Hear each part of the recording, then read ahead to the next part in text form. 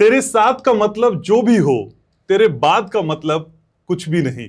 और इसी साथ की उम्मीद एक बार फिर मैं आपसे कर रहा हूं। हालांकि मेरा और आपका साथ बरसों बरस पुराना है और हर बार आपने जी भर के मोहब्बत बरसाई है। एक बार फिर यही उम्मीद घनश्याम उपाध्याय पॉडकास्ट के जरिए मैं करने जा रहा हूं। और आज का पॉडकास्ट बहुत खास होने वाला है और मैं ये कहूंगा कि जो सनातनी नहीं है उनको ये पॉडकास्ट जरूर देखना है, क्योंकि इस पॉडकास्ट को देखने के बाद यकीनन आप सनातनी हो जाएंगे। और ये पॉडकास्ट मेरे लिए नहीं, अपने लिए नहीं, अपनों की जरा भी अगर फिक्र है, उनके हित के बारे में सोचते हैं, तो आज का ये पॉडकास्ट जरूर देखना है। उम्मीद करता हूं कि हमेशा की तरह आपका आशीर्वाद मुझ पर बरसता रहेगा। इसी उम्मीद के साथ शुरुआत करते हैं घनश्याम उपाध्याय पॉडकास्ट के पहले धमाकेदार पॉडकास्ट की। इस तरफ आप योगी आदित्यनाथ को जाते हुए देखती हैं। एक्सीडेंटल प्रधानमंत्री।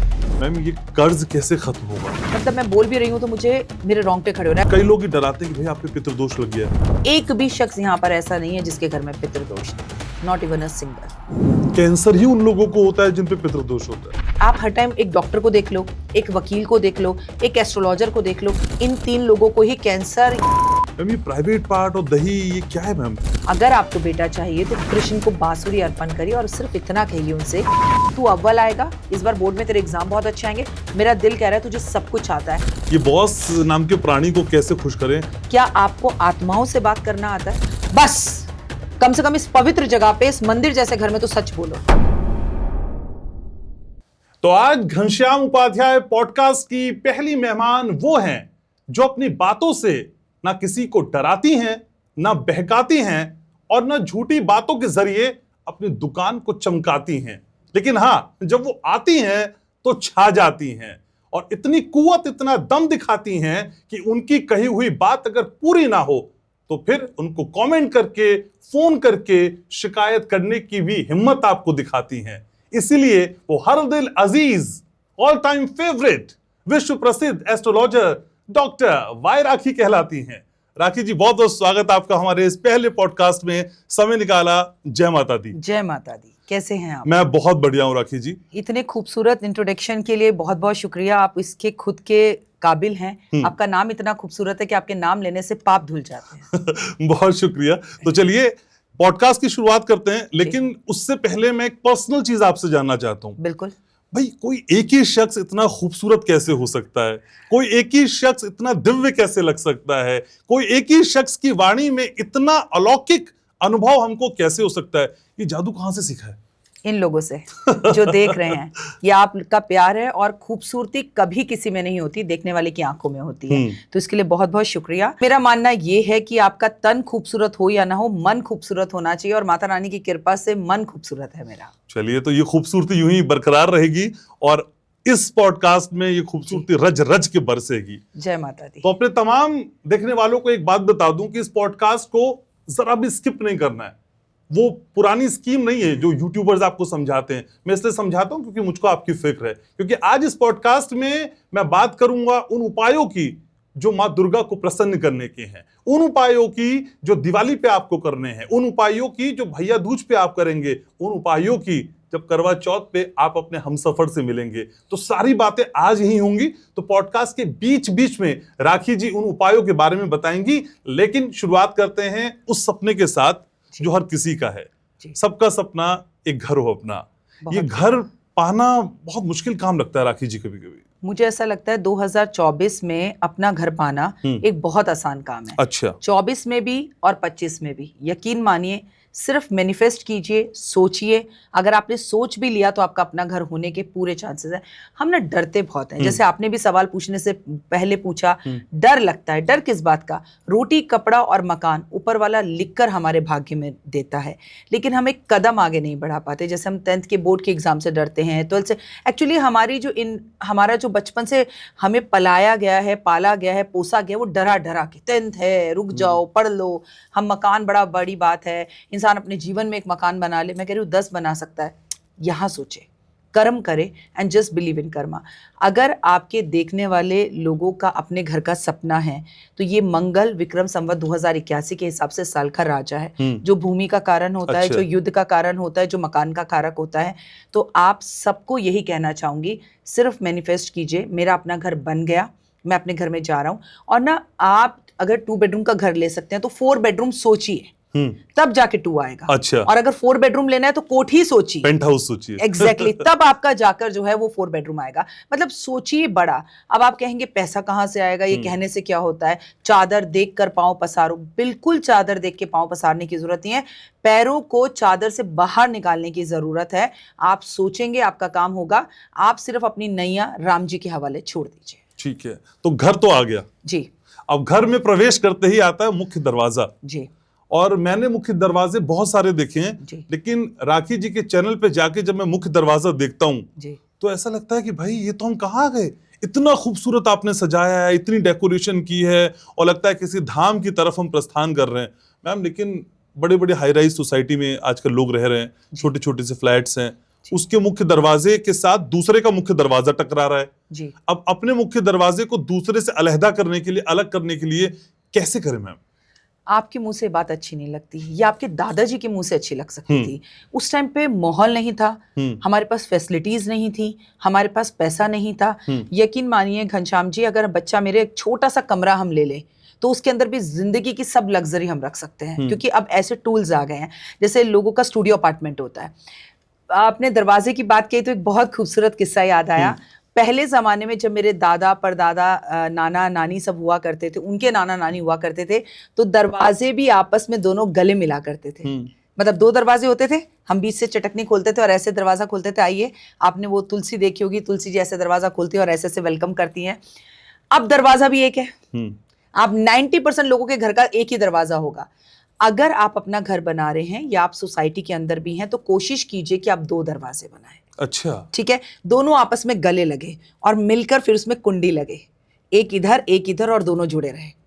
अब हम अकेले हैं, हमारे कमरे अलग हैं। यकीन मानिए अब कल्चर ऐसा बढ़ चुका है कि पति पत्नी को भी अपनी प्राइवेसी और अलग कमरा चाहिए। अब पति पत्नी का अलग कमरा, मेन डोर आपके घर का, छोटा हो घर या बड़ा, इससे कोई फर्क नहीं पड़ता है।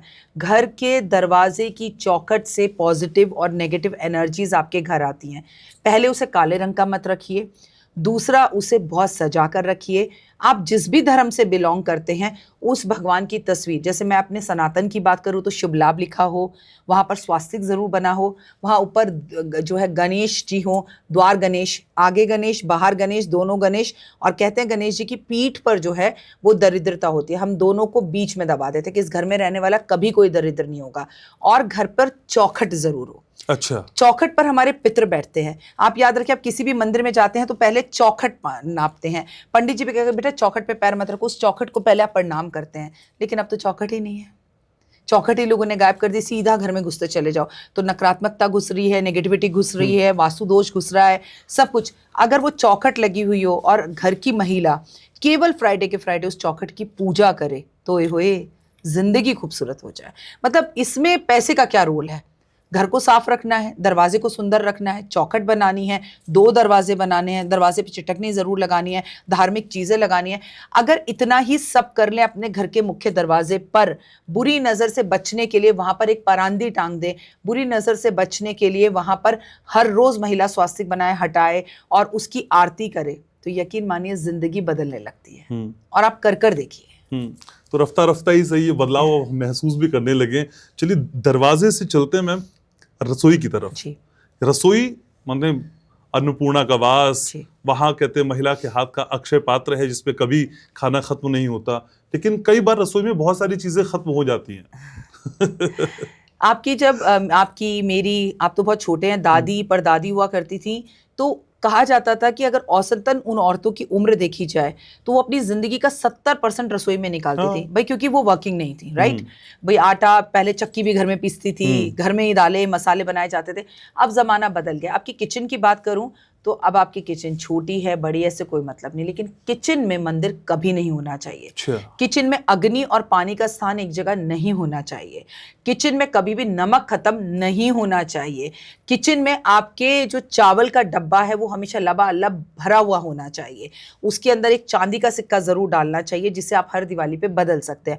पुराने वाले को कबर्ड में रख सकते हैं, किसी को तोहफे में दे सकते हैं, अपने बच्चों को दे सकते हैं, या इकट्ठे कर सकते हैं, कोई बुराई नहीं है। लेकिन आपके चावल के डब्बे की सफाई, कॉकरोच ना हो, बहुत ज़्यादा कलरफुल किचन ना बनाए। मैं देखती हूँ लोगों के घर में अगर किचन बन रही है तो वो ऐसे ऐसे कलर्स या ब्लैक कलर का मार्बल या ग्रेनाइट यूज़ करते हैं, जो कि किचन में नहीं होना चाहिए। और व्यवस्था तो किचन की ऐसी होनी चाहिए कि महिला बैठ के खाना बनाए। देखिए, मैं ऐसी बात करूंगी तो आप कहेंगे आप तो बाबा जी के ज़माने में चली गई। वापस आते हैं, आप किचन में खड़े होकर खाना बनाएं, जैसी व्यवस्था है वैसा करें। पर चकला, बेलन, जितनी भी चीजें उन्हें धोएं। आप 90% औरतें आज पता है क्या करती है, क्योंकि मार्बल लगा हुआ है उसी पे सीधा रोटी बनाना शुरू कर देती हैं। चकले को बेलन से, बेलन को चकले से, उन दोनों की दोस्ती को दूर कर दिया। और आज और भी ज्यादा क्या है, माइक्रोवेव ज्यादा यूज हो रहा है। हाँ। जिसके अंदर रोशनी का प्रकाश नहीं मिलता।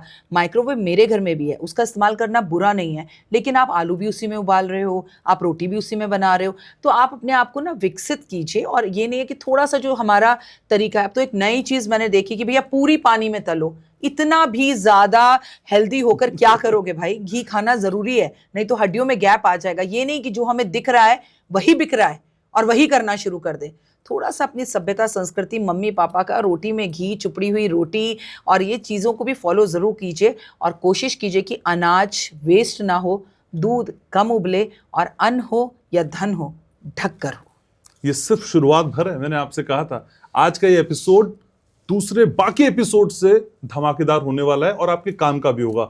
अब मैं अपने वायदे पे आता हूं, जो मैंने आपको बताया था कि कुछ कुछ बातें अचूक तौर पे होंगी। तो भाई, माता के दिन चल रहे हैं, नवरात्र चल रहे हैं, तो ऐसे में माँ को कैसे प्रसन्न करें?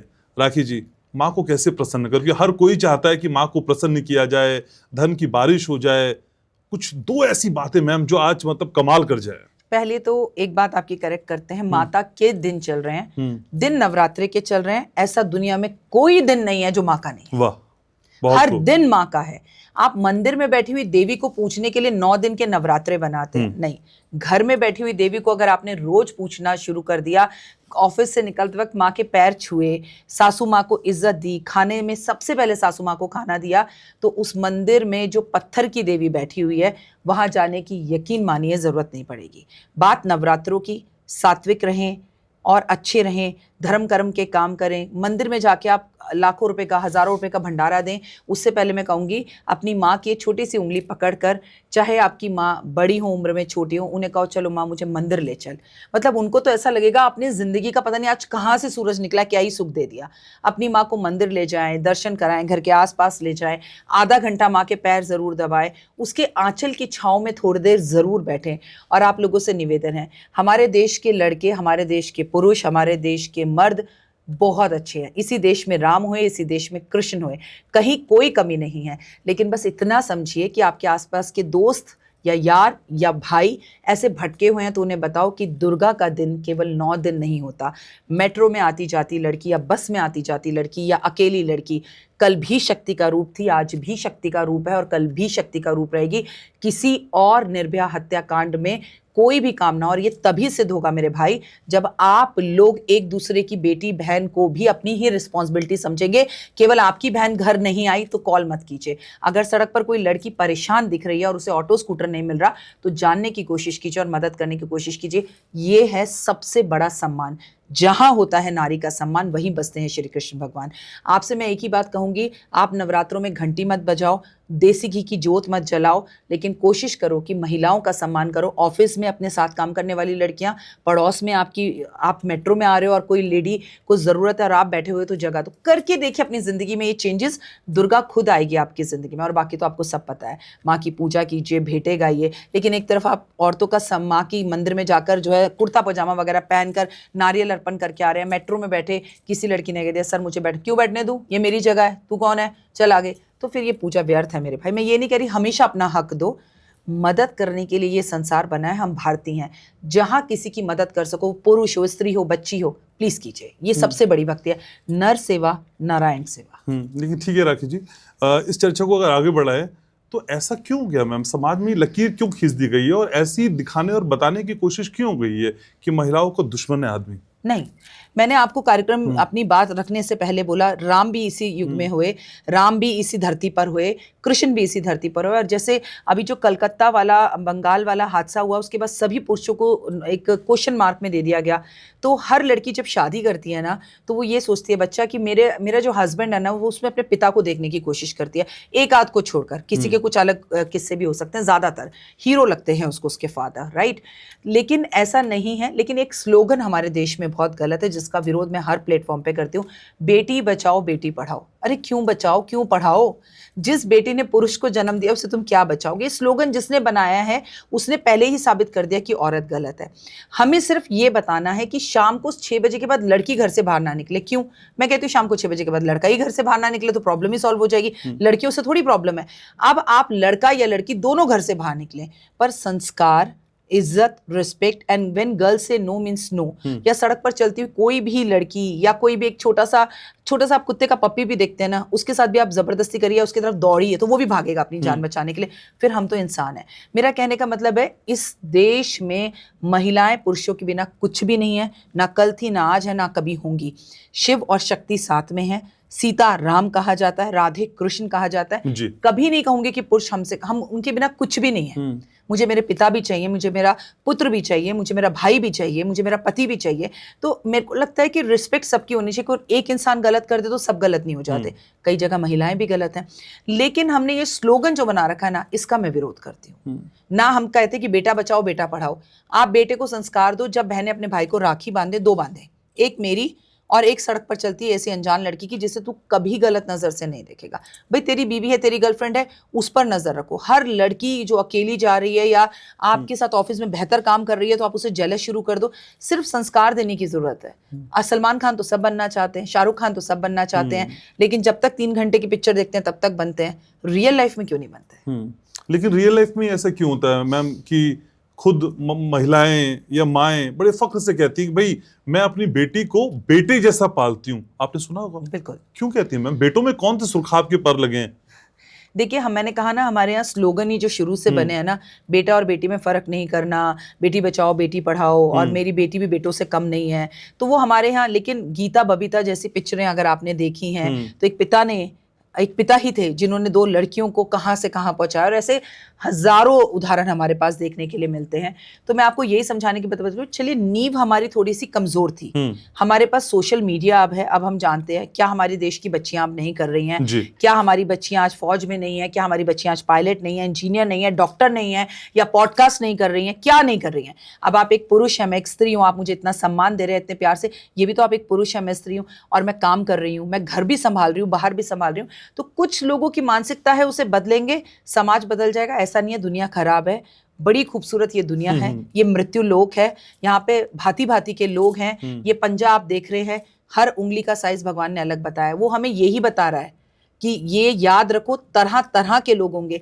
आप सोमवार मंगलवार बुधवार करते हैं, परिवार भी कीजिए, और परिवार में भी 10 तरह के लोग होते हैं, तो समाज में भी होते हैं। कोई बात नहीं, भगवान ने ना हमारे शरीर के अंदर हर रचना से हमारे सवाल का जवाब दिया है। आगे देखकर चलो, वरना आंखें पीछे लगा देते भगवान। हम पीछे देखते, आगे नहीं देखते। तो उन्होंने बोला पीछे जो बात बीत गई सो बात गई। उसने पेट आगे लगाया कि हमेशा हमें पेट दिखता रहे कि इस पापी पेट के लिए कमाना है। हाथ स्वतंत्र रखे हैं कि आगे हाथ बढ़ाओ, उठाओ और काम करो। पैर नीचे रखे हैं चलने के लिए, सर पर पैर रख देता, सर नीचे रख देता। लेकिन भगवान ने आपके शरीर की हर रचना से आपको जवाब दिया है। एक कान से सुनो, लोग अच्छा भी बोलेंगे और बुरा भी, और दूसरे से निकाल दो। क्यों? अच्छा बोल रहे हैं तो उसे सर पे मत चढ़ने दो, घमंड मत लाओ, और अगर बुरा बोल रहे हैं तो दिल पे मत लो। जबान जिसमें बिल्कुल भी हड्डी नहीं होती, उसे फिसलने में 1 मिनट लगता है, लेकिन मेरा बच्चा तलवार वो काम नहीं करती जो जबान कर जाती है। इसलिए दांतों के बीच में रखा है, कम चलाओ। तो भगवान ने आपकी शरीर की रचना से आपके सभी सवालों के जवाब दिए। लेकिन ये जबान मुझे आज यूज करनी है मैम। प्लीज जरूर करिए। ठीक है, अभी आप महिलाओं की बात कर रही थी, बेटियों की बात कर रही थी मैम। पिछले दिनों एक चीज बहुत सबके जहन में आई, पितृपक्ष जब जा रहे थे, क्या बेटियां श्राद्ध कर सकती हैं? देखिए, पहले तो इस देश में बेटी कुछ भी नहीं कर सकती थी, कुछ भी नहीं कर सकती थी, कमाने भी बाहर नहीं जा सकती थी।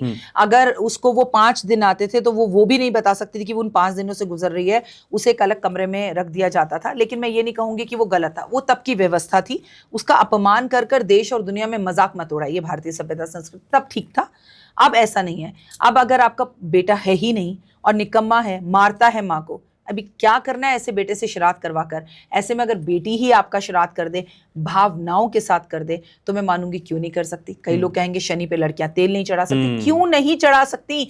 शनि देव तो अपनी माँ से इतना प्यार करते थे। लोग पहले कहते थे लड़कियां हनुमान मंदिर नहीं जा सकती। ये ना लड़कियों को कमजोर बनाने के लिए और पीछे रखने के लिए या घर में रखने के लिए ये कुछ चीजें बना दी गई थी। अगर आप स्वच्छ मन भाव से कुछ भी कर रहे हो तो कर सकते हो, लेकिन अगर आप लड़के हो तो मैं आपको बता दूं, नॉनवेज खाकर आप भी मंगलवार को हनुमान जी की पूजा नहीं कर सकते। इसमें लड़का लड़की कोई व्यवस्था ऐसी नहीं है। आप जो करना चाहें, भावनाओं के साथ करना चाहें तो जरूर कर सकते हैं। तो मैम अभी फीमेल्स की बात की, महिलाओं की बात की और उनके जिंदगी के उन खास 5 दिनों की बात की जो हर महीने आ रहे हैं, पीरियड्स की बात की। उन पीरियड्स को लेके भी कई बार चर्चाएं होती कि आप पूजा पाठ कर सकते हैं, आप प्रवचन में जा सकते हैं, कथा में जा सकते हैं, नहीं जा सकते हैं। कई बार ये दी जाती है दलील कि ये भी तो ईश्वर की ही देन है, तो हम क्यों ना जाएं। तो इसको लेके कंफ्यूजन रहता है। क्या पीरियड्स के डे इस बात की इजाजत देते हैं कि आप कथा करा सकते हैं, पूजा पाठ में शामिल हो सकते हैं? देखिए, कहीं पर भी शास्त्रों में ये नहीं लिखा कि महिलाएं उन 5 दिनों में आप मंदिर जा सकते हैं, कहीं नहीं लिखा। अच्छा, कहीं पर भी नहीं लिखा। और दूसरी बात, महिलाएं इस लायक ही नहीं होती। मैं आपको बताऊं, पूजा पाठ करना तो दूर की बात है, मूड स्विंग्स, पेन, दर्द, तकलीफ, अगर मैं आपका एक हाथ लेकर उसमें हल्का सा कट कर दूं, आप यकीन मानिए आप 3 दिन तक हाथ लेकर ऐसे घूमते रहेंगे। अरे रुको भाई, चोट लगे, क्या करो, दूर रहो, दूर रहो। Is it? उस पेन से जो महिलाएं गुजरती हैं और कंटिन्यूसली 5 दिन तक गुजरती हैं। हर महिला की अलग अलग प्रॉब्लम है। पीसीओडी की प्रॉब्लम है, किसी को ओवरफ्लो है, किसी को कम फ्लो है, किसी को बहुत सारी प्रॉब्लम्स है। ठीक है, उसमें जो वो खुद उठ के बिस्तर से बाथरूम तक जाने में करा रही है, उसे पूजा क्यों करानी है आपको? और देखिए, मैं आपकी बात को यहीं पर खत्म करती हूँ एक शब्द बोलकर, आप उससे पूरी तरह से सहमत होंगे। ये मेरी मर्जी है, प्लीज मुझ पे ही छोड़ दीजिए कि मुझे पीरियड्स में मंदिर जाना है या नहीं जाना। ये इंडिविजुअल संस्कार है। मैं आपको अपनी बात बताऊं तो मेरी माँ ने कहा था, बेटा 2 बातें समझ लो, इन 5 दिन में अचार को मत छूना। आप यकीन मानिए, आज भी मेरा वो दिन होता है तो मैं अचार की मर्तमानी को छूते हुए फिर हाथ रुक जाता है मेरा, कि माँ ने कहा था। ठीक है, संस्कार, ज्योतिष या एस्ट्रोलॉजी से ऊपर मेरी माँ है, मेरे संस्कार है। और दूसरा कहा था कि इस एरिया के अंदर मत घूमना बेटा, यहाँ मंदिर है, मंदिर में मत जाना, धार्मिक चीजें मत छूना। अब इनर कॉन्शियस जो मैं वैसी ही बड़ी हुई हूँ। अब आप मुझसे कहो दिवाली है, क्यों नहीं हम दिवाली पर जी माँ लक्ष्मी को बलि दे सकते हैं? बलि देंगे। हमने अपनी माँ को दिया जलाते हुए देखा है, घर सजाते हुए देखा है, रंगोली बनाते हुए देखा। अब सडनली आप आए और कहें जी बलि दे दो, लक्ष्मी तुम्हारे घर बसने लगेगी, तो मैं नहीं कर पाऊंगी। मेरे खून में नहीं है, इज इट? माय जीन्स में नहीं है, तो मेरे जीन्स में है। मुझे लगता है ये टॉपिक पुरुषों को औरतों पर छोड़ देना चाहिए। वो पूजा करें या वो ना करें, वो मंदिर जाएं या ना जाएं, लेकिन एज ए महिला मैं आपको पर्सनल बता रही हूं कि मूड स्विंग्स, एंजाइटी, गुस्सा, इरिटेशन, पेन, तकलीफ और एक बड़ा ही गंदा वाला वो माहौल होता है, उसमें भगवान की आस्था में औरत का मन लग ही नहीं सकता। ठीक है। तो झूठ के लिए या सिर्फ पुरुषों को नीचा दिखाने के लिए कि मैं औरत हूं और मैं मंदिर जाऊंगी, तो ये झूठ है। ठीक है, क्यों करना है? तकलीफों की बात की, एक तकलीफ बहुत ज्यादा है आजकल जी। हर कोई कर्ज में फंसा हुआ है। किसी की लोन की ईएमआई, किसी घर की ईएमआई, बच्चे की पढ़ाई की ईएमआई, पर्सनल ईएमआई। मैम, ये कर्ज कैसे खत्म होगा? कभी नहीं होगा, क्योंकि हम लोगों ने अपनी लाइफस्टाइल को बदल लिया है। देखिए, घर के बाहर कुआं होता था, आते थे, पैर धोते थे, चप्पल उतारते थे। अब देखिए, आपने मुझे हवाला मत दीजिएगा, छोटे छोटे घर है, अब हम फ्लैट्स में रहते हैं। मैं कहती हूँ, अगर आप करना चाहें तो 1000 तरीके हैं करने के, और अगर आप ना करना चाहें तो 1,00,000 बहाने हैं ना करने के। Is it? अब मैं अभी रिसेंटली राम मंदिर होकर आई, तो राम मंदिर के बहुत पहले ही हमारा फोन व्यवस्था के हिसाब से ले लिया गया, चप्पलें उतार दी गई। तो काफी मुझे पैदल चलना पड़ा, और मैं पैदल चलकर गई भी। और घर के बाहर से हम जैसे ही बाहर निकलते हैं, हमें बैटरी वाला रिक्शा मिलता है, हम उसमें बैठते हैं और चल देते हैं। तो जैसी व्यवस्था है वैसा हम करते हैं ना। Is it? तो आप लोगों का क्या हिसाब है? मैं ये नहीं कह रही कि आप पुराने जमाने में जाएं, लोग कटौती नहीं करना चाहते। मैं ये बात पहले भी एक बार बोल चुकी हूँ, फिर बोल रही हूँ। जितने लोग आज घर में हैं, 6 लोग हैं तो 6 शैम्पू, 6 कंडीशनर, 6 साबुन, 6 क्रीम, 6 तरह के उनके प्रोटीन्स जो वो पिएंगे।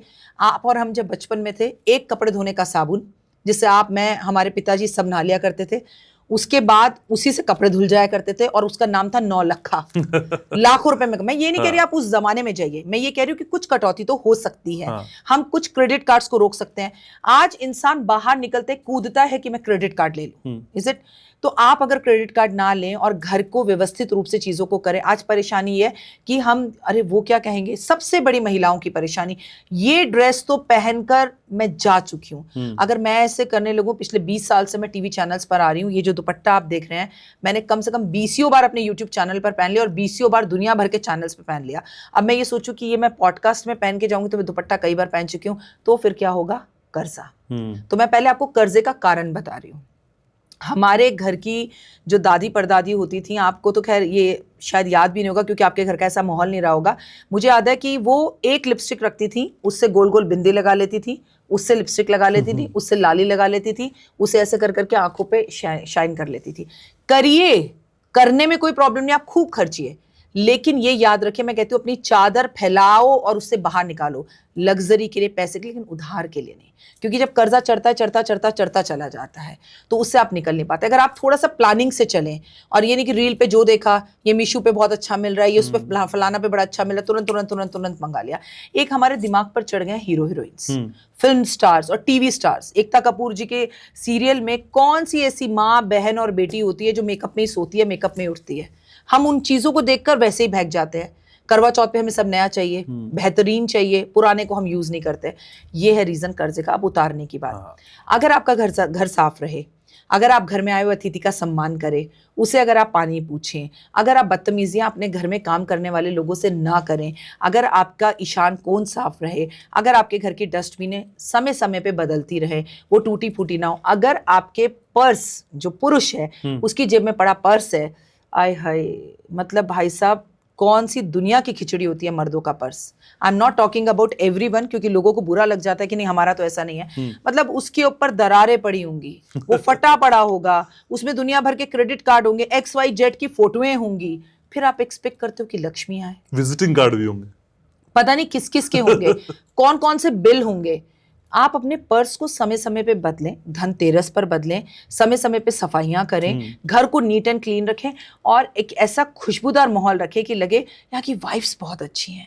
थोड़ी देर पेड़ पौधों में घूमें। आप अगर प्रभु का नाम लें, जिसके घर पर भी आकर व्यक्ति भोजन करके जाता है, मैं आपको रिटर्न में दे रही हूँ, उसके घर में कर्जा कभी नहीं हो सकता। लेकिन हम कितना देते हैं, हमें पता चल जाए बुआ उन्हें बोलते आज हम घर पे नहीं है, मेहमान ही नहीं आते ना हमारे घर में, ना हम मेहमान बनकर जाते हैं। अतिथि कब आओगे, वो तो सच में ये पिक्चर क्या आई, अतिथि कब आओगे ही बन गया है। वो कब आएंगे पता ही नहीं, कौन आएगा। हम दिवाली पर एक दूसरे के घर में कटोरियों में मिठाइयां लेकर जाते थे, मुझे याद है बच्चा। अब क्या है, अब तो हम ब्लिंकिट कर देते हैं, अब तो हम मिठाइयां भेज देते हैं ऑनलाइन और बोल देते हैं हैप्पी दिवाली, गिफ्ट मिल गया मेरा। ये कौन से त्योहार हम मना रहे हैं?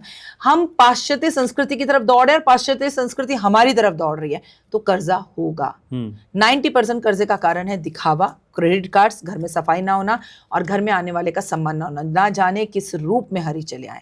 घर आने वाले को पानी तो पूछो, खाना तो खिलाओ, चाय तो पिलाओ, फिर आप जिंदगी में देखो कोई प्रॉब्लम नहीं होगी। तो राखी जी, आपने इतनी सारी बातें बताई कर्ज होने की, उसमें एक चीज और बताई, महिलाएं इतना सारा मेकअप लगा रही हैं, लेकिन मैं तो देख रहा हूँ महिलाएं मेकअप ही नहीं लगाती है, ना चूड़ी पहनती हैं, ना बिंदी लगाती हैं, ना सिंदूर भरती हैं, ना बिछिया पहनती हैं, ना पायल पहनती हैं। वो कौन सी महिलाएं हैं मैम जो आपको दिख गई मेकअप में?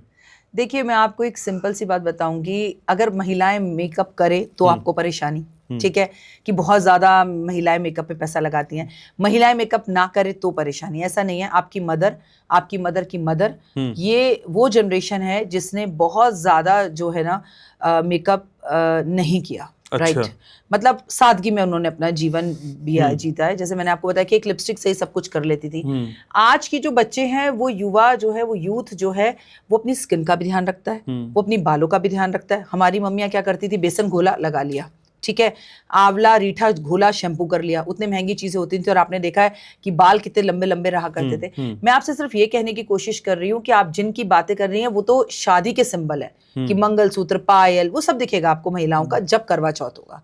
लेकिन आज की महिला, आज की जो बच्चियां हैं, वो ये सोचती हैं कि ये सिंबल्स पुरुष तो नहीं पहनते, पुरुष तो कोई मांग नहीं भरता, लेकिन हालांकि मैंने यूथ को बदलते हुए देखा। जो मैंने अपने चैनल पे कुछ साल टाइम पहले बताया था कि आने वाले टाइम में लड़के लड़कियों, मैंने देखा लड़के अब नेल आर्ट कराते हैं, लड़कों को कान बिंदवाने के शौक हो गए हैं, गले में भी तमाम तरह की चीजें पहन रहे हैं, और हम दूर क्यों जाए, हम अपने पिक्चरों में हीरोज को ही देख रहे हैं। देखिए, आपने कहा मेकअप, मेकअप तो ये यूथ बहुत करता है, लेकिन ये जो हमारे है ना कि मांग भरना, मंगलसूत्र पहनना, चिमटी पहनना, पायल पहनना, इसे पुराना विचार समझता है। लेकिन मैं आपको बता दूं, ये खाली कारण नहीं है कि आप शादीशुदा हो, ये आपके पति की किस्मत से जुड़ा हुआ है। अच्छा। आपके माथे पे चमचमाती हुई बिंदी आपके पति का सौभाग्य बढ़ाती है। मुस्कुराती हुई पत्नी जब शाम को दरवाजा खोलती है, आ गए तुम, तो एक अलग सी एनर्जीज होती हैं, और ये औरतें खुद भी इस एनर्जी को फील करती हैं। क्यों सारी औरतें सुबह से शाम तक, रात के 9 बजे तक चंद्रमा के लिए प्यासी रह पाती हैं? एनर्जी, उनके मेकअप की, उनके कपड़ों की, ये जो जेवर, कपड़े, ये जो चीजें हैं लग्जरी, ये हमें एनर्जीज देती हैं। और आपको कोई कह दे ऊपर से कि ओए आप तो खूबसूरत लग रहे हो, तो और एनर्जीज। ठीक है, आज के बच्चे नहीं पहनते, तो मैं उन्हें ये नहीं कहूंगी ये गलत है, ये कहना बिल्कुल गलत है, क्योंकि इसका कारण भी हमारी हीरोइनें हैं। जितनी भी लड़कियों की अभी एट प्रेजेंट शादी हुई है, मैं रियल की शादी बता रही हूँ, सबने ऑफ वाइट कलर का लहंगा पहना। क्या आपके और मेरे कल्चर में, हमें याद है जब मेरी शादी हुई थी तो मेरी माँ ने कहा था, शादी का सामान लेने जा रही हो, गलती से कोई व्हाइट या ब्लैक कलर की चीज मत खरीद लाना। अच्छा। पंजाब में 1 साल तक लड़की को कोई व्हाइट और ब्लैक कलर का कपड़ा पहनने भी नहीं देते, खरीदने भी नहीं देते। और आज की हमारी हीरोइनें क्या कर रही हैं, पूरा का पूरा कंडीशंस, पूरा का पूरा ऐसा पिक्चरों में क्यों नहीं करती? पिक्चरों में क्यों नहीं ऑफ वाइट कलर का लहंगा पहनती? अपनी रियल लाइफ में वो ऐसा पहनती, और पिक्चरों को हिट करने के लिए, बड़ी अच्छी बनने के लिए फुल मेकअप, जो है ज्वेलरी पहनकर, पायल पहनकर, रेड कलर के लहंगे पहन के आती हैं। यहीं से युवाओं को समझना चाहिए, अगर वो पिक्चर में भी कोई कैरेक्टर कर रही हैं तो अपनी रियल लाइफ वाली ही चीजें करे। तो मतलब दिखाना, हाथी के दांत दिखाने के और खाने के और। तो यूथ क्या कर रहा है, बच्चियां क्या कर रही हैं, वो वही फॉलो करती हैं जो उन्हें करते देखते हैं। अब कितनी भी लड़कियों के पीछे शादी हुई, वो उन्हीं को देखेंगी, उसके जैसा लहंगा चाहिए, उसके जैसा मेकअप चाहिए। अब मैं अंबानीज की बात करती हूँ, आपने अंबानीज की यहाँ पर शादी देखी, नीता अंबानी को देखा, आपने उन्हें कभी किसी लाइट कलर में नहीं देखा होगा, एक आध को छोड़कर। ठीक है, वो चलिए कॉकटेल पार्टी हो रही है या उनके घर, लेकिन दुल्हन भी होगी तो रेड कलर में होगी, कलरफुल उनकी जिंदगी होगी, ग्रीन कलर होगी। उन्होंने अपनी जितनी ज्वेलरी पहनी उसमें भी ग्रीन कलर था। तो ये लोगों को समझने की जरूरत है कि हम अपने कल्चर से जितना दूर होते जा रहे हैं, एक्चुअली हम उतने ही परेशान हैं। और हम जितना, हमारे बुजुर्ग जो बातें कह गए थे, बेटा हरा रंग है, माँ पूरे सफेद कपड़ों में दिखती हैं। क्यों? क्योंकि वो जब तपस्या करने गई तो सफेद वस्त्र पहनकर गई, और उनका उसके बाद भी उनका प्रिय रंग जो शास्त्रों में बताया गया है वो लाल और हरा ही बताया गया है। ठीक है, क्योंकि पेड़ों के नीचे हरे हरे बैठ के उन्होंने शिव को प्राप्त करने के लिए तपस्या करी। जब भी हम भगवानों की तस्वीरें देखते हैं, या हम शिव पार्वती से जुड़ी हुई शिव पुराण की कोई कहानी देखते हैं, हम सीता माता को देखते हैं, किसी को भी देखते हैं, आपने देखा सीता माता वन में रही, ऑरेंज कलर में रही। ठीक है ना? तो आप ये समझने की कोशिश कीजिए, यूथ कहाँ भाग रहा है, टीवी सीरियल्स या फिर वेब सीरीज या रियल की हीरोइंस के चक्कर में। आप अगर इन सिंबल्स को पहनते हैं, ये मैं तो समझा नहीं सकती, कह सकती हूँ, कर देखिए, आनंद की अनुभूति प्राप्त होगी। जब आपके हाथ में चूड़ी खनकती है, आपको बड़ा अच्छा लगता है, और एक एनर्जीज आप ही के लिए होती हैं। ज़रूरी नहीं कि हम पैर में पायल पहन रहे हैं वो हमेशा हमारे पति को ही फायदा देगी। वो आपका शुक्र अच्छा करती है, आपका चंद्रमा अच्छा करती है, आपके पैर में दर्द हो वो सही होता है। औरत जब नाक में ऐसे नथ पहनती है तो उसकी नाक समाज में कभी नहीं करती, ये आपके लिए है, ये इसका पति से कोई लेना देना नहीं है। जब आप मांग भरती हैं तो ये तो ज़रूर पता चलता है कि आप शादीशुदा हैं, लेकिन खूबसूरत तो आप ही लगती हैं। तो ये लोगों को जिस दिन समझ में आ जाएगा कि हर कनेक्शन सिर्फ पति से नहीं है, तो उस दिन बच्चे ये सब करने लगेंगे। और फिर ये वक्त है, घूम घूम कर चीज़ें वापस आती हैं, घूम घूम के फिर वापस आ जाएंगी। अच्छा, जब मैं पॉडकास्ट कर रहा हूँ, जब आप बोलती हैं तो मैं ऐसे सुन हो जाता हूँ। How sweet. मैं सुनता ही रहता हूँ, आप इतने बड़े एंकर हैं, इतने और कई बार अपने काम में माहिर हैं। आप जब डिबेट करते हैं, मैं आपको अक्सर सुनती हूँ, देखती हूँ, तो आप बड़े बड़ों की छुट्टी कर देते हैं। आप कैसी बातें कर रहे हैं, यू आर द बेस्ट। एक कंफ्यूजन ये भी होता है कि आपको देखूंगी बात करूं। So sweet of you. ताकि रही भावना तैसी, इंसान की मूरत दिखी तिन तैसी। So thank you so much. लेकिन राखी जी, एक बड़ा सवाल ये भी मन में कि अभी पितृपक्ष गुजरे हैं जी, और कई बार कई लोग ये समझाते नजर आए हैं, जिसमें मैंने ओपनिंग में कहा था कि राखी अपनी बातों से लोगों को डराती नहीं है, लेकिन कई बार कई लोग ये डराते हैं कि भाई आप पे पितृदोष लग गया है। अब वो डराते हैं या समझाते हैं, वही समझना चाह रहा हूँ आपसे। 1 2 3 4 5 6 लोग इस कमरे में हैं, 6 बाहर होंगे। एक भी शख्स यहाँ पर ऐसा नहीं है जिसके घर में पितृदोष नहीं है, नॉट इवन अ सिंगल। मैं आपको साइंटिफिक तरीके से बताऊंगी और आप मानेंगे। अगर कोई एस्ट्रोलॉजर आपको कह रहा है आपके घर में पितृदोष है, तो है, अगर आपकी कुंडली में है तो है। आप इस चीज को समझने के लिए बहुत छोटे हैं। अपने घर जाकर अपने पिताजी से, पिताजी के पिताजी से बात करना, मेरा बच्चा, हम उस देश से हैं जहां दादा दादी चाचा चाची किसी के भी गुजरने पे बाल देना अनिवार्य होता था। कितने लड़के आज बाल देते हैं। इसमें तो रिसेंटली अभी अमिताभ बच्चन की एक पिक्चर भी बनी है, अमित जी की एक पिक्चर देखी है मैंने, वो पिक्चर बनी है, बाल नहीं दोगे पितृदोष लगेगा। 13 दिन तक दीपक जलना चाहिए। कितने घर में जलता है बताओ? 4 दिन में चौथा करके दरिया बिछ जाती हैं, उठ जाती हैं, लोगों को मैंने पिक्चरें जाते देखा है। क्या पितृदोष नहीं होगा? पीपल के पेड़ पर महीनों तक पानी देना होता है, कितने लोग देते हैं, क्या पितृदोष नहीं होगा? मैं अपने आप को भी जोड़ रही हूं। अगर आज लोग दह संस्कार, हमारे संस्कारों में एक बहुत महत्वपूर्ण संस्कार है, जैसे आपका मुंडन एक संस्कार है, जैसे बच्चे के पैदा होने पर नामकरण एक संस्कार है, जैसे गृह प्रवेश एक संस्कार है, लेकिन अगर सच में किसी की क्षीण हुई है, किसी की हत्या हुई है, और अगर कोई संस्कार खत्म हुआ है, तो वो है अंतिम संस्कार। बेटियों को खाना नहीं देना, भोज नहीं करना, कौवे को भोज नहीं कराना, गरुण पाठ का 13 दिन पाठ होता है, पाठ ही नहीं कराना। आते ही पिताजी बीमार हैं, अस्पताल में हैं, 1 घंटे बाद खबर आती है पिताजी इस दुनिया में नहीं रहे। बॉडी कब घर आ रही है? 1 घंटे में लोग नाम भूल जाते हैं, उसे बॉडी कहने लगते हैं, वो तुम्हारे पिताजी हैं।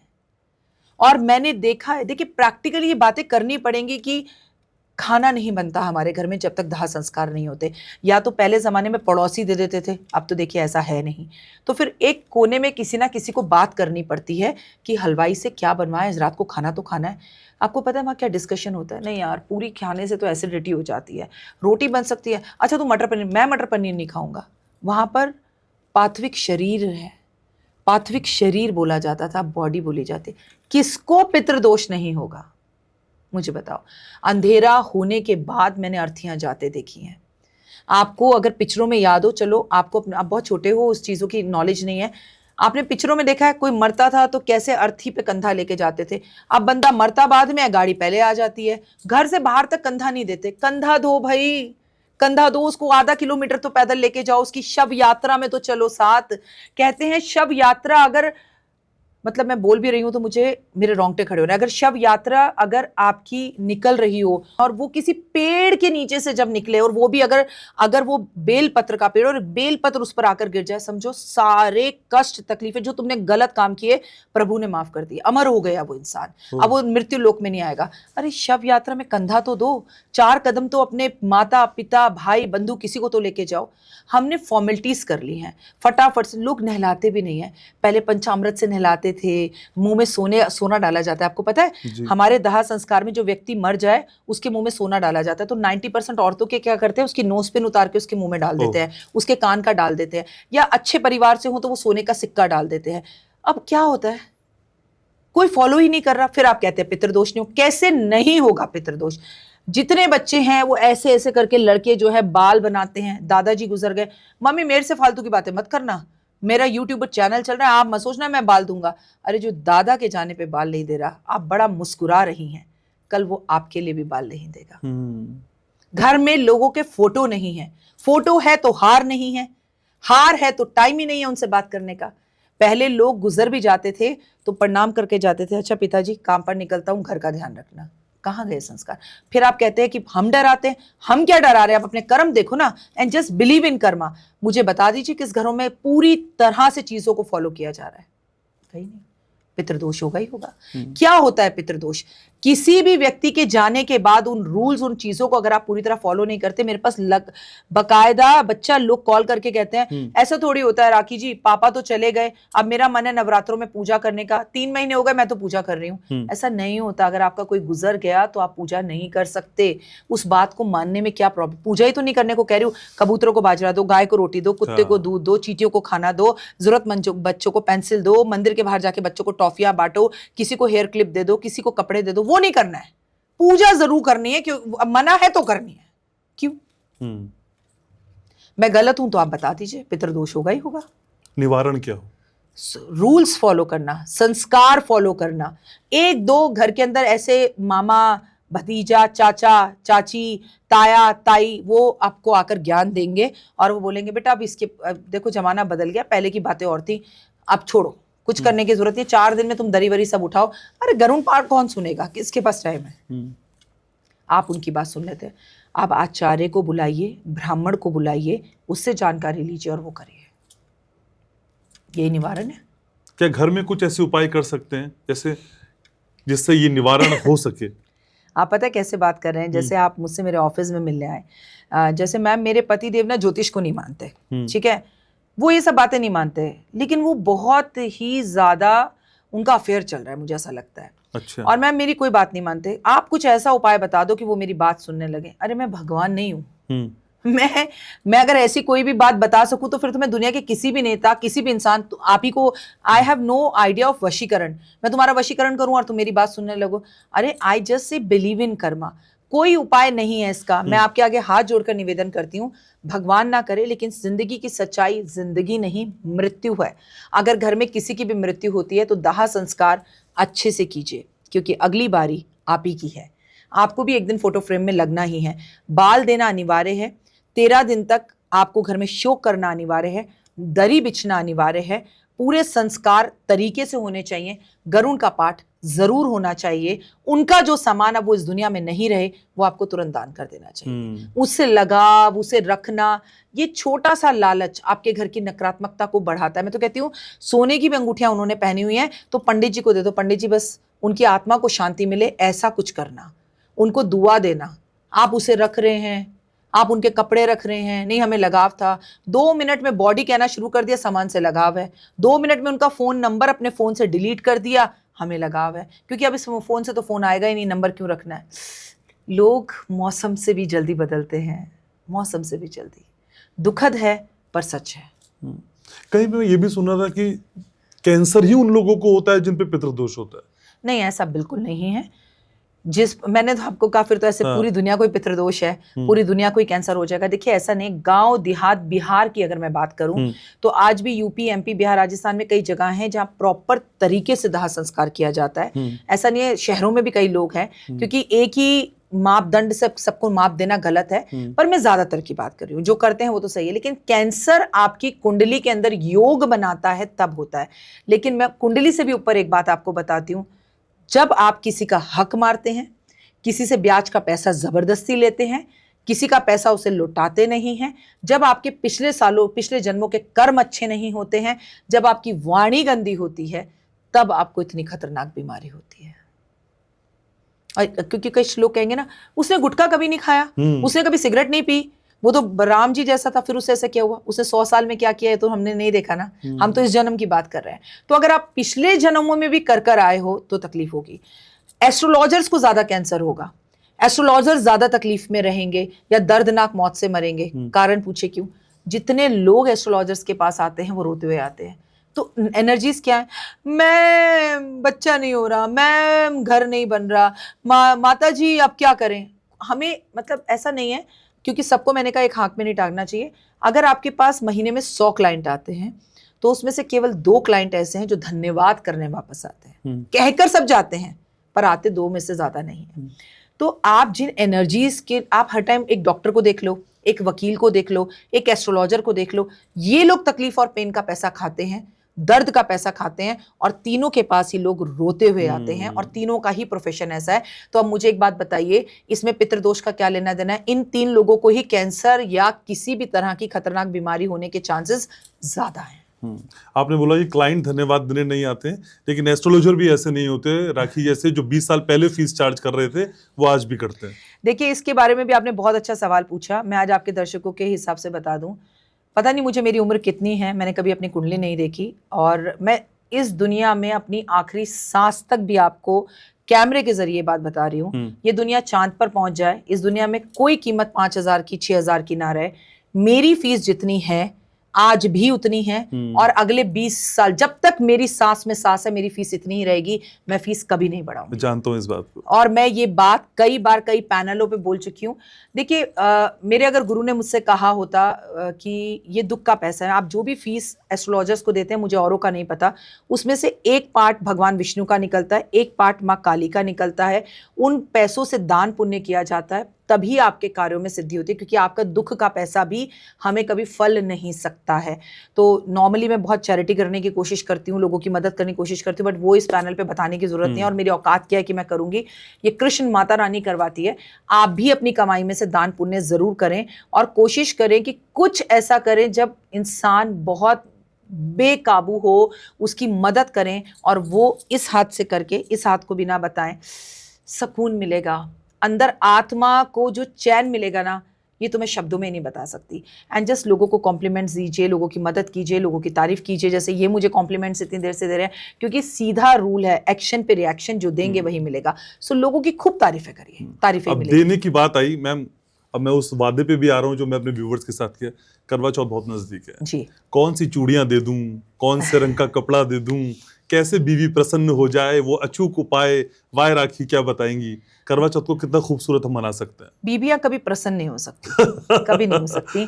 उसका रीजन मैं आपको बता दूं कि बीबियां एक्सपेक्टेशन करती हैं हस्बैंड से। आपको कहूंगी, मैं भी किसी की बीबी हूं, आप नहाइए धोइए तैयार होइए, भावनाओं के साथ व्रत को रखिए। इसलिए नहीं कि इससे तुम्हारी उम्र लंबी होगी, इसलिए नहीं, आप अपने लिए कि मैं सदा सुहागन जाऊं। मुझे लगता है as a not astrologer, as a women मैं कह रही हूँ, दुनिया की हर सुहागन औरत से आप पूछो उसकी एक विश होगी, मेरी तो एक ही है, जब इस दुनिया से मैं जाऊं तो मेरी मांग भरी हुई है और मैं सुहागन जाऊं। आपको पता है जब श्रीदेवी जी मरी तो वो बड़ी खूबसूरत लग रही थी, तो मैं जब उनको देख रही थी तो दुख भी हो रहा था और मैं कह रही थी कि मौत हो तो ऐसी हो, ठीक है, किसी को कष्ट नहीं दिया, तकलीफ नहीं दिया, कोई दर्द में नहीं वो कराई। और सबसे बड़ी बात, वो लाल रेशमी साड़ी में गई। इतनी बड़ी हीरोइन, सारी ज्वेलरी, सारा जेवर, सारा पैसा, क्या नहीं होगा श्रीदेवी के पास, ये मुझे आपको बताने की जरूरत नहीं है। अरे सब धरा रहता है मेरी दोस्त, क्योंकि कफन में जेब ही नहीं होती है, लेकर क्या जाओगे। इसलिए करवा चौथ पे सम्मान दीजिए एक दूसरे को। आपके पतिदेव आपको चूड़ियां अच्छी दिला पाएं या ना दिला पाएंगे, तू तड़ाक वाली जो भाषा है, आप उनके पैर सुबह भी छुएं, शाम को भी छुएं, एक टाइट हक उन्हें करें, उनके माथे पर आप किस करें, उनसे किस जरूर लें और उन्हें भावनाओं के साथ ये कहें कि तुम बहुत तरक्की करो, मैं तुम्हारे साथ बहुत खुश हूँ। अभाव है तो भी खुश कहिए, और उन्होंने बहुत कुछ दिया फिर तो होए शुक्राना बनता ही है। लेकिन जिंदगी में जिस दिन वो इंसान आपके पास से चला गया ना, आपको उसकी वैल्यू होगी। अगर आप मुझे 1 मिनट दे तो आपके व्यूअर्स को मैं कहानी सुनाना चाहती हूँ। मेरे पास एक माँ आई, घनश्याम जी, बहुत उदास थी वो, अच्छा, बहुत लड़ाकी थी वो। उनका करीबन 22 साल का बेटा था। प्लीज़ ये कहानी सुनिएगा, ये रियल है, मेरे ऑफिस में हुई है। और वो मेरे पास आकर बैठी और वो रोने लगी। तो मैंने कहा मैम आप प्लीज़ पानी लीजिए। मैंने उनके बेटे से बोला आपकी मदर इस कंडीशन में नहीं है, प्लीज़ आप बताओ क्या हुआ। उसने बोला मेरे फादर ने सुसाइड कर लिया है, और वो भी मेरी मम्मी के घर में, मतलब हमारी नानी के घर में। तो मैंने कहा क्यों, कोई परेशानी थी? तो बोली कर्जा था, बहुत बाजार से उठा रखा था, उनकी जॉब चली गई थी कोविड के बाद, तो मैं बहुत वो थी। तो इतने में बेटा बोला, उसने टेबल पर ऐसे करके जोर से हाथ मारा और बोला बस कम से कम इस पवित्र जगह पे, इस मंदिर जैसे घर में तो सच बोलो।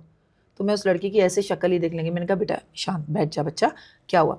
कह रहा है मेरे पापा की जॉब चली गई, मेरे पापा कुछ काम करने लायक नहीं थे, हमें मकान मालिक ने घर खाली कराया, मेरी मम्मी हमें हमारे नाना जी के घर ले आई, मेरे पापा ने मना किया पर मेरी मम्मी ज़बरदस्ती ले आई। हम आए, मेरी मम्मी दिन रात मेरे बाप का खा रहा है, मेरे घर पर बैठा हुआ है, तेरे जैसा कुत्ता कोई नहीं है, तुझे शर्म नहीं आती, तूने मेरे बाप के ऊपर, मेरा बाप इस उम्र में कमा रहा है, तू घर। कह रहे इन्होंने जीना हराम कर दिया और इन्हीं की साड़ी से उन्होंने सुसाइड कर लिया। और किस दिन किया ये सुनेंगे आप तो और हैरान हो जाएंगे, करवा चौथ। ओह शिट, आपने करवा चौथ बोला इसलिए मैं आपको बोल रही हूँ। और उसके बाद वो औरत मुझसे पता क्या कह रही थी? वो मुझसे ये कह रही थी, राखी जी क्या आपको आत्माओं से बात करना आता है? मुझे नहीं आता। तो मैंने कहा जी मैम मुझे नहीं आता। तो उन्होंने मुझसे कहा मैं एक बार उनसे माफ़ी मांगना चाहती हूँ। तो मुझे गुस्सा आ गया। मैंने कहा अब माफ़ी मांग कर क्या करेंगी मैम, अब तो जो बीत गई सो बात गई, आप छोड़ दीजिए। और वो इतना रो रही थी, वो मेरे पास 1.5 घंटा बैठी और वो नॉन स्टॉप रोती रही। और उन्होंने मुझसे कहा ये कहानी आप अपने चैनल पे बताना कि जो गलतियाँ मैंने की हैं वो लोग ना करें।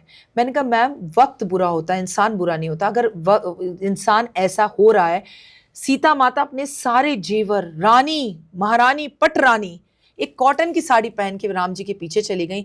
बात राम की करते हो, पूछते हो राम को, करवा चौथ के व्रत रखते हो, और पति अगर जरा सा नीचे गिर जाए तो उसकी औकात औरतों को दिखाने में 2 मिनट लगते हैं। मत रखो ऐसा करवा चौथ का व्रत। वो कुछ दे पाए या ना दे पाए, आप उसे टाइट गले लगाकर सिर्फ इतना बोलिए, तुम बहुत खास हो, तुम मेरा सुहाग हो, तुम मेरी जान हो।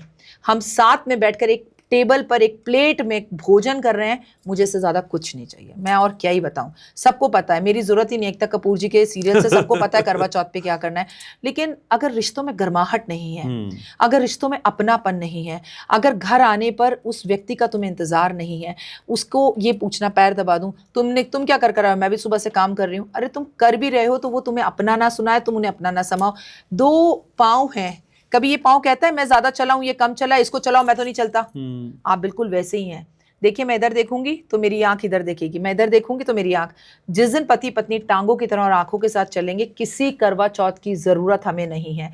Give respect, take respect. अपने हस्बैंड को उनका अफेयर भी चल रहा है ना, एक्स्ट्रा मैरिटल अफेयर, तो अपने बेडरूम तक रखिए, उसका तमाशा बाहर मत बनाइए, क्योंकि वो आपका जीवन है।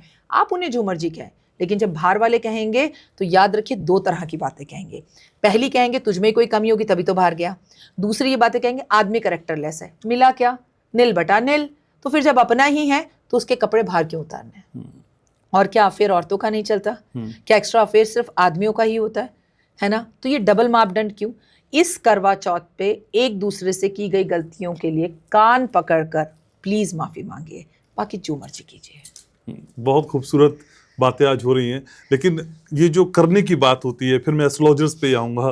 तो कई एस्ट्रोलॉजर्स ये भी समझाते हैं राखी जी कि देखिए, अगर आप प्राइवेट पार्ट पे दही लगाते हैं तो फिर आपका शुक्र इतना खूबसूरत हो जाता है कि पति पत्नी का जो मिलन है वो अद्भुत, अलौकिक, अप्रतिम, बहुत क्लासी हो जाता है। मैम, ये प्राइवेट पार्ट और दही, ये क्या है मैम?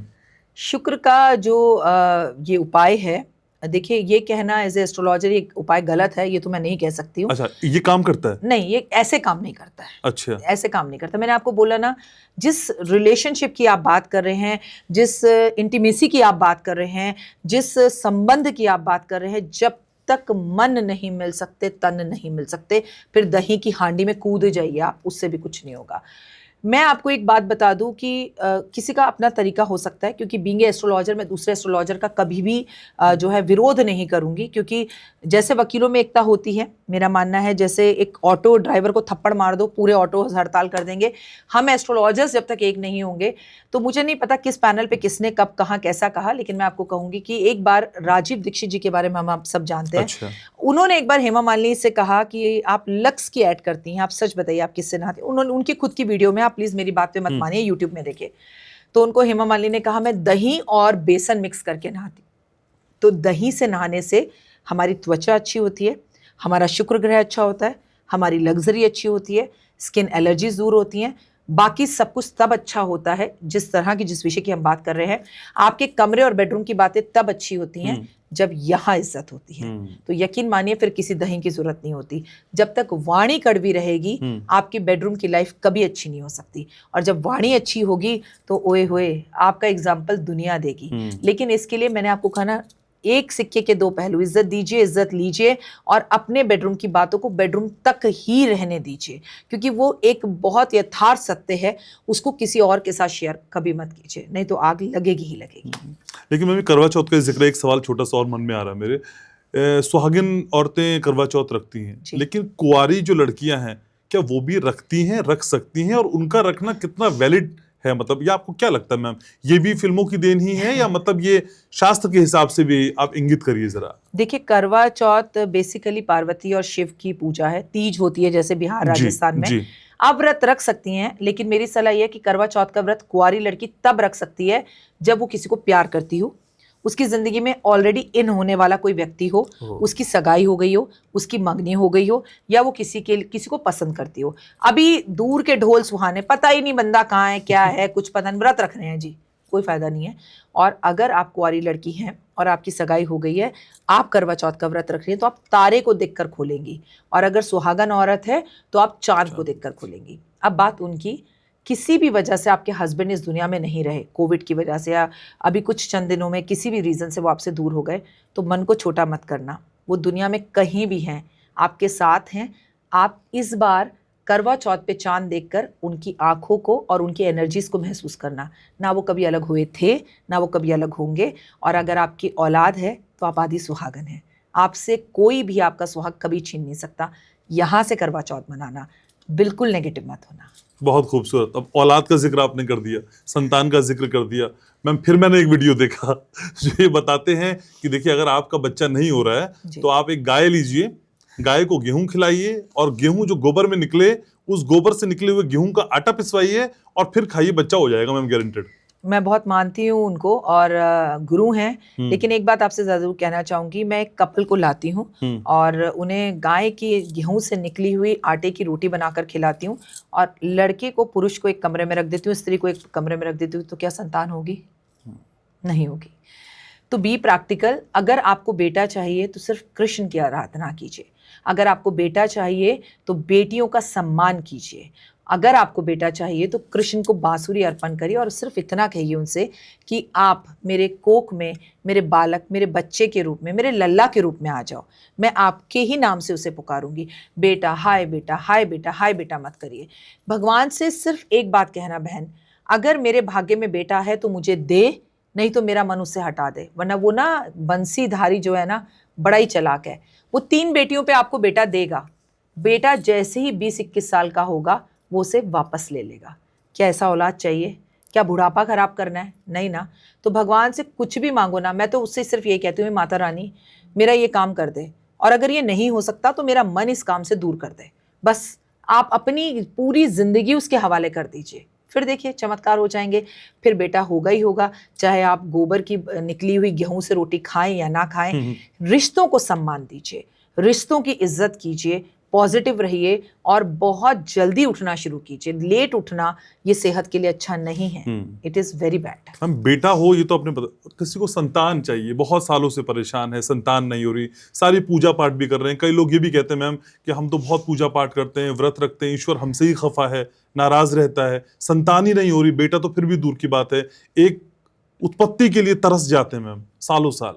शाहरुख खान जैसा हीरो जो कि he is a young, he is a fit, उनकी वाइफ भी फिट है, वो अगर इस उम्र में बच्चा सरोगेट करवा सकते हैं, चलिए उनके पास पैसा है। लेकिन मैं ये बात नहीं मानती। आज की तारीख में संतान किसी को भी हो सकती है, IVF से हो सकती है, IUI से हो सकती है, सरोगेटेड कर हो सकती है। There is a lot of things. हमने ना मृत्यु पर इंसान ने काबू किया हो या ना किया हो, लेकिन जन्म पर हम काबू कर चुके हैं। तो ये कुछ आलस है और कुछ सोच में प्रॉब्लम है। कुछ लोग मुझे कॉल करते हैं और बोलते हैं, अभी कल ही एक रिसेंटली लेडी से बात हुई, मैं अपने हस्बैंड से अलग होने का सोच रही हूँ, मेरा ये पहला सवाल है। मेरे एक बेटा है, क्योंकि अब बहुत ज़्यादा लड़ाइयाँ हो रही है हमारी, क्या आपको लगता है? तो मैंने बोला, मेरा नॉर्मली एक क्वेश्चन होता है, अगर हमारा पिता शराबी हो, अगर हमारा पिता हमें मारता हो, हमारी माँ को मारता हो, तो क्या हम छोटे छोटे भाग कर जाते हैं, मम्मी मम्मी मम्मी पापा बदल लो? कभी नहीं करते। फिर हम पति क्यों बदलने की सोचते हैं, रिश्ता क्यों बदलने की सोचते हैं? उसे निभा सकते हैं किसी भी तरह, थोड़ा वो बदले थोड़ा हम बदले। तो मैंने बोला आप कोशिश करो, ये थोड़ा मंगल का साल है, इसमें सबकी लड़ाइयाँ होंगी, बड़े बड़े फिल्म स्टार्स भी अलग हो सकते हैं, कोई बड़ी बात नहीं है, और मार्च तक शांति रखो। तो वो मुझसे दूसरा सवाल पूछती हैं, हमारे एक बेटी है, अब हमें बेटा कब होगा? तो मैंने कहा अभी आप कह रही थी उसे तलाक देना है, अभी आप कह रही थी बेटा। ये कंफ्यूजन वाली जो स्थितियां है ना लोगों की है, मैं सोचती हूँ शायद बेटी है इसलिए वो ऐसा लड़ते हैं, बेटा हो जाए तो सब सही हो जाए। ये ऐसा वो नहीं सोचते, ये हम मानसिकता बना चुके हैं अपनी। अगर आपको संतान नहीं हो रही, आप मेरे कहने पर 40 दिन तुलसी जी की पूजा कीजिए, सुबह जल दीजिए, तुलसी की परिक्रमा करिए, शाम को दिया जलाइए, और प्लीज सासू माँ की सेवा कीजिए। Make your relation good with your सासू माँ और योर ससुर। आप अपने माता पिता को सम्मान कीजिए। मेरी सास ऐसी वैसी, वो सासें सबकी खराब होती है, मान लीजिए हम डिक्लेयर कर देते हैं सासें खराब होती है, तब भी आप सेवा करो। आपकी मांग का सिंदूर, पैरों की बिछुआ, पायल, कमर की तगड़ी, गले का मंगलसूत्र, सब कुछ उस महिला ने दिया हुआ है। जिसने आपको अपनी औलाद दी है उससे तो आप लड़ रही हैं, और अपनी औलाद की कामना आप ऊपर वाले से कर रही हैं। ये मैच नहीं हो रहा है। कोशिश कीजिए रिश्ते खराब ना हो, अच्छे हो या ना हो भले, भाई तुम अपने घर, मैं अपने घर, हमारी मानसिकता नहीं मिलती, चुप रह लीजिए, मुंह पे ताला लगा लीजिए। लेकिन सासू माँ के साथ जिनके रिश्ते खराब होते हैं उन्हें औलाद नहीं होती। सासू मैया को प्रसन्न कर दे, लेकिन छठी मैया को कैसे प्रसन्न करें?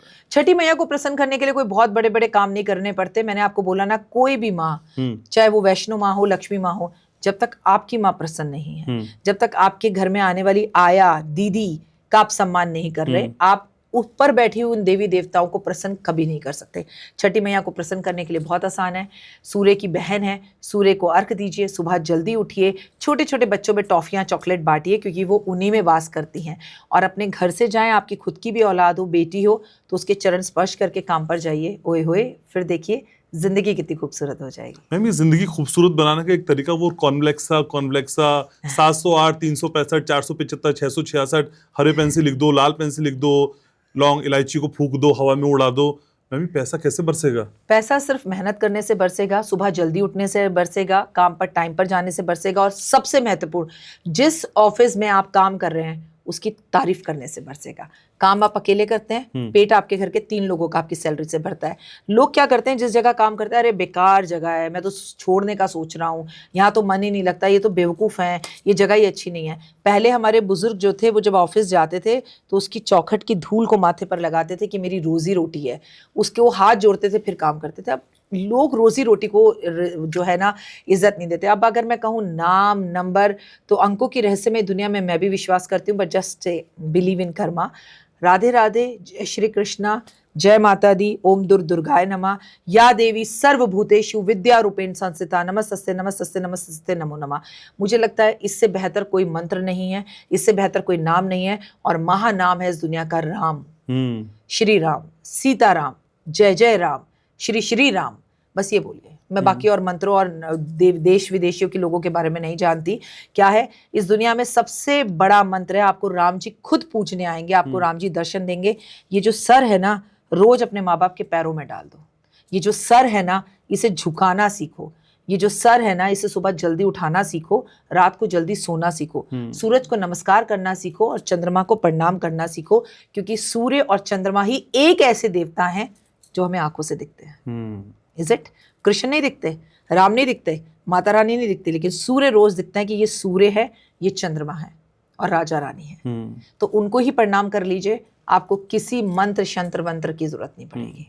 हालांकि मैम पॉडकास्ट थोड़ा लंबा हो रहा है, मैं आपसे अनुमति के साथ थोड़ा सा मैं चाह रहा हूँ। मैम जैसे बीवी खुश नहीं होती है, ऐसे बॉस भी खुश नहीं होता है। ये बॉस नाम के प्राणी को कैसे खुश करें? सारे जतन कर लिए, सुबह 9 बजे चले गए, रात को 10 बजे आ गए, समझा भी दिया हम काम कर रहे हैं, ये बॉस कैसे खुश होगा मैम? आपके घर के पास एक ऐसा पड़ोसी होता है जो आपको पसंद नहीं करता, आपको, आप भी उसे पसंद नहीं करते, तो आप कभी देखना, आप आजमा लेना, आप बॉस के लिए ये चीज आप ट्राई करिए। वो पड़ोसी जब सामने से आ रहा होगा और आप इधर से जा रहे होंगे, तो आप कहोगे धत तेरे की, मनु सुबह सुबह दिख गया, आप तो जरूर कुछ प्रॉब्लम होगी। उस आदमी में कोई प्रॉब्लम नहीं है, उसने कुछ गलत नहीं किया, आपने वैसी वाइब्रेशंस पूरे ब्रह्मांड में दे दी।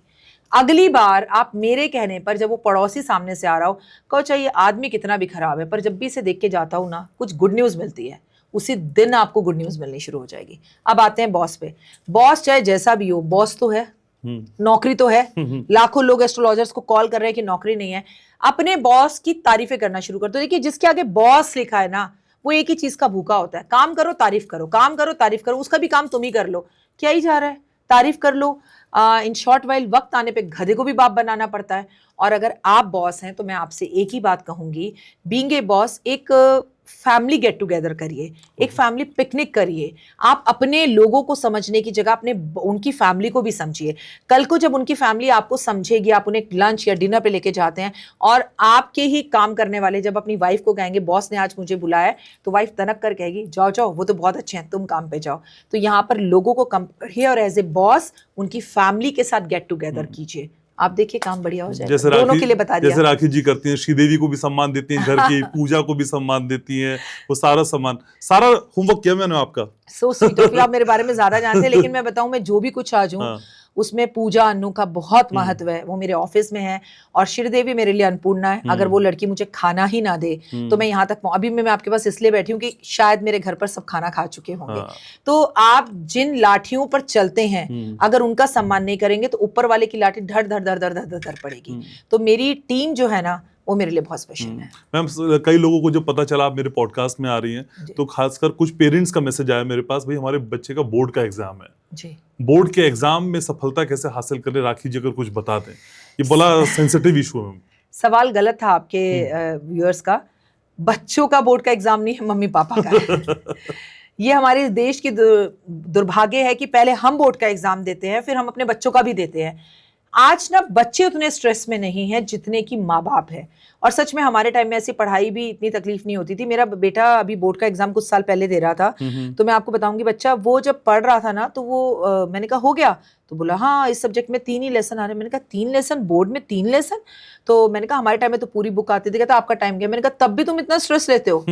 हमारे टाइम में पूरी बुक आती थी और हमें पता ही नहीं कौन सा चीज कहाँ से आ जाएगी और तुम तब भी इतना स्ट्रेस लेते हो। देखिए स्ट्रेस मत लीजिए। 5 बातें।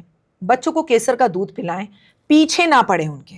दूसरा, उनके कमरे में मोर पंख रखें। बच्चा अगर एक कमरे में एक लाइट में पढ़ रहा है तो प्लीज उसे बोलिए कि एक लाइट में नहीं, कम से कम उसके कमरे में पढ़ने वाली जगह पे 2 से 3 लाइट हो, प्रकाश हो।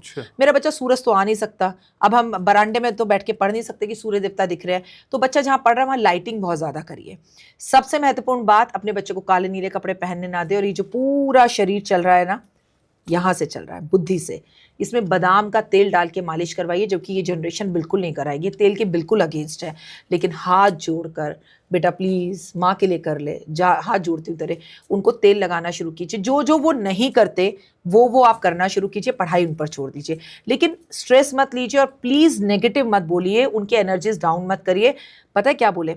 तू अव्वल आएगा, इस बार बोर्ड में तेरे एग्जाम बहुत अच्छे आएंगे, मेरा दिल कह रहा है तुझे सब कुछ आता है, तू तो मेरा लाडला बच्चा। यहाँ माथे पे जरा किस कीजिए, टाइट हग कीजिए, उसका फेवरेट खाना उसे बाजार से मंगा के जरूर खिलाइए, क्योंकि वो उसे एनर्जी देगा। देखिए सीधी बात है, आधा घंटा के लिए उसे फोन भी दे दीजिए। जिस चीज से आपका बच्चा खुश हो वो चीजें करते रहें। अलग है रेमेडीज, लेकिन काम 100% आएंगे, कर देख लीजिए। मैम, देश की व्यवस्थाओं से भी हम खुश हैं। मोदी जी के बारे में बहुत सारी बातें आपने समय समय बताई हैं, वो सब लोग जानते भी हैं, लेकिन मैं योगी आदित्यनाथ के बारे में आपसे जानना चाहता हूँ। कैसा लगता है, क्या कई बार ये कहा जाता है कि वो भावी प्रधानमंत्री हैं, नरेंद्र मोदी के बाद एक ऐसा अक्स है राजनीति के परिदृश्य में जो एक बड़ी तस्वीर उकेरते हैं, तो क्या इस तरफ आप योगी आदित्यनाथ को जाते हुए देखती हैं? एक्सीडेंटल प्रधानमंत्री बन सकते हैं, कुछ एक्सीडेंट ऐसा हो जाए कि उन्हें बनना पड़े।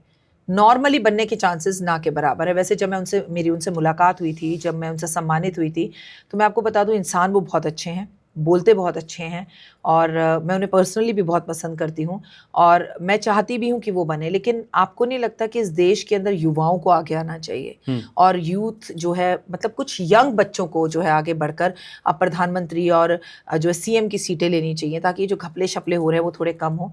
लेकिन एक्सीडेंटली प्रधानमंत्री वो कभी भी बन सकते हैं, नॉर्मली प्रधानमंत्री चुनकर बने, इसके दिल अभी दूर है।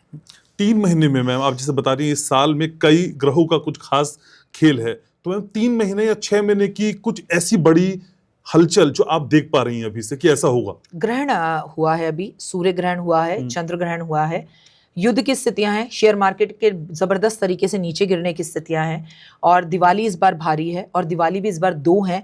31 को आधा पंचांग बता रहा है, 1 को एक आधा पंचांग बता रहा है। मंगल का ये साल है, बड़ा भूकंप, बड़ा आतंकवादी हमला, बड़े किसी नेता के इस दुनिया को छोड़कर जाने की खबर, गोलियां चलने की खबर, तलाक के केसेस बहुत ज्यादा होना, सड़क पर विवाद होना, कलकत्ता में जैसा केस हुआ वैसा केस फिर से होना, और जबरदस्त दुनिया के हर रिकॉर्ड को तोड़ देने वाली सर्दी, और सर्दी से लोगों का मरना, और 2025 में कोविड जैसी या कोई बड़ी महामारी या बीमारी का फिर लौटना। अगला साल और 2024 का जो ये बचे हुए 6 महीने हैं, ये कुछ अच्छे नहीं हैं। सामाजिक उथल पुथल दिखाई दे रही है, और विरोध होते हुए दिखाई दे रहे हैं, मौसम के विवाद दिखाई दे रहे हैं, और वर्षा, बारिश, धूल भरी आंधियां जिससे नुकसान होते हुए दिखाई दे रहे हैं। मैम, इसी के साथ बस 2 सवाल और मेरे आपके लिए, कि एक तो ये दिवाली का जिक्र आपने किया, दिवाली के दिन महालक्ष्मी पूजा को लेके या महालक्ष्मी को प्रसन्न करने का तरीका, खासकर वो लोग जो अपने घरों में नहीं हैं, घरों से बाहर हैं, ऑफिस कहीं है, व्यस्तताएं हैं, वो कैसे माँ को प्रसन्न करें? माँ तो हमेशा प्रसन्न होती है।